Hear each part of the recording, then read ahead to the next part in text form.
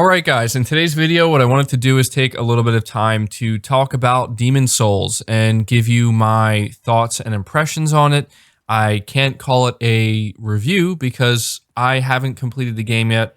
Taking my good old time with it. It seems like it's one of these games where I'm going to be spending a lot of time playing before I really feel as though I can give it a proper review. And I know that this is something a lot of you have been asking me to do more of on the channel, and I will admit I've kind of gotten away from it recently where I haven't been talking about games as much, and I was really looking forward to, the PS5 coming out, so obviously I can play all these new games, but talk about them more as well.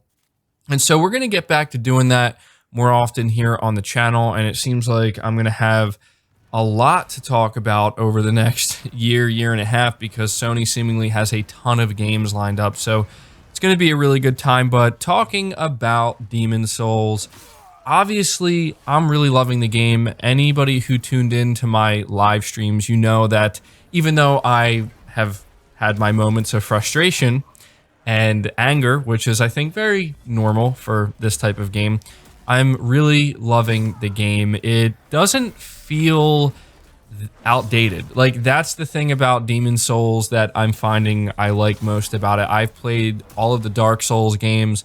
I played Bloodborne, and one of the things that a lot of people told me is that, you got to kind of temper your expectations maybe just a little bit going into Demon's Souls, because it is a game that came out in 2009, and if Bluepoint is basically keeping everything the exact same way in terms of gameplay and how the game feels, and it's basically just a massive visual overhaul with a few quality of life improvements, which are very much appreciated, you may need to temper your expectations. And, somebody also told me, and this was a strange one to me, and I regret taking their advice. They kind of warned me. They're like, look, you completed Dark Souls 1, 2, and 3. You beat Bloodborne.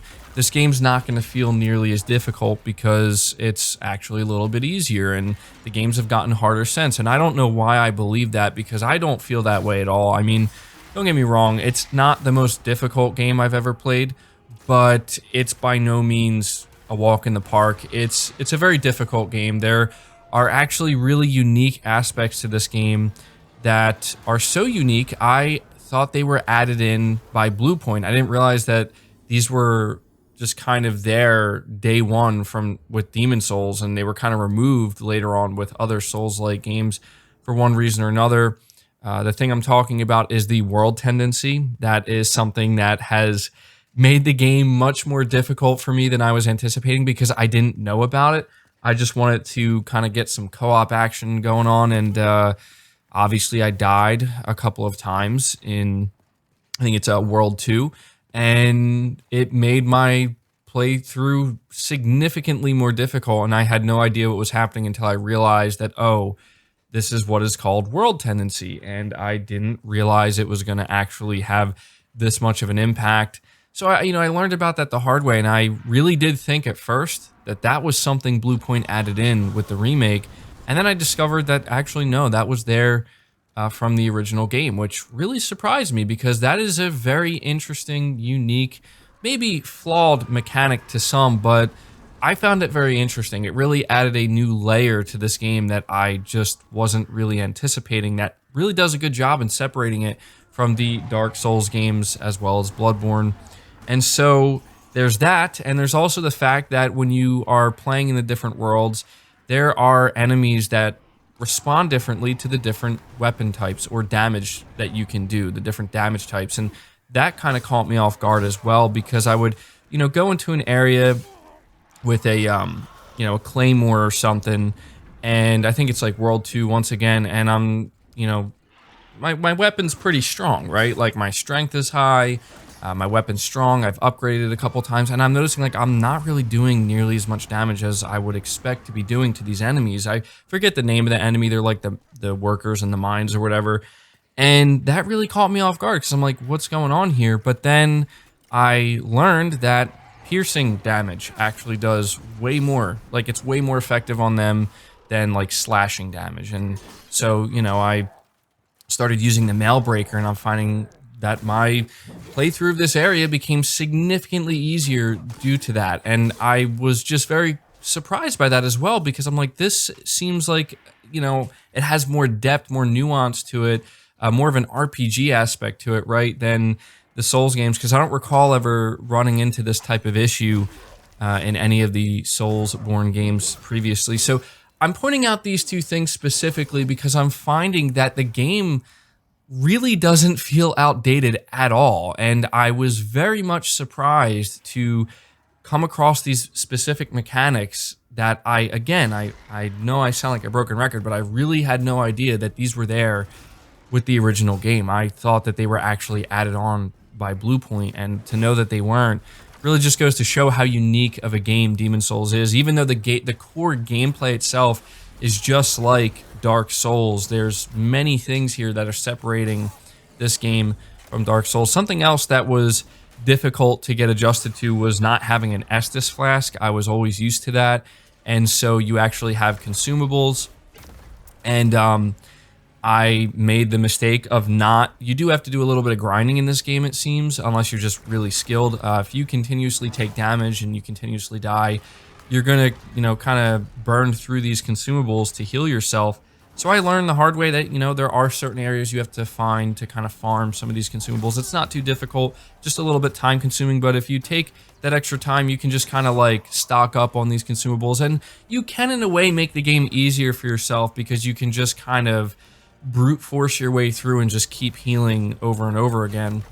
So maybe in that sense, it's a little bit flawed to some, but I don't consider that a flaw. I just consider it a different way of playing through the game compared to, say, Dark Souls. But overall, the game, I'm focusing on the gameplay experience itself, because we all know that this is a beautiful game. It's the best looking game, one of the best looking games, obviously, on PS5 so far. I think it really does a good job in showing just how much the PlayStation 5 hardware can do, to a game, what it can do to a game, how much it can do for it in terms of visuals. And I've been playing on the performance mode, and I would occasionally switch to the cinematic mode, but I'm going to be honest with you guys, once you get used to that 60 FPS, and I think it's at a dynamic 4K resolution, it looks really, really good.